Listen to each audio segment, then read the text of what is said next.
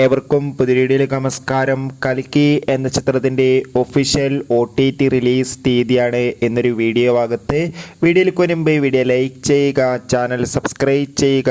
ഈ വരുന്ന August September മാസം ധാരാളം ചിത്രങ്ങൾ OTT റിലീസ് ചെയ്യാൻ പോവുകയാണ്. നമ്മുടെ ചാനൽ ഭാഗം പരിശോധിച്ചാൽ നിങ്ങൾക്ക് കാണാം. കമലഹാസൻ, അമിതാഭ് ബച്ചൻ, പ്രഭാസ്, ദീപിക പടുക്കോൺ എന്നൊക്കെ പ്രധാന കഥാപാത്രങ്ങളായ ചിത്രമായിരുന്നു കൽക്കി.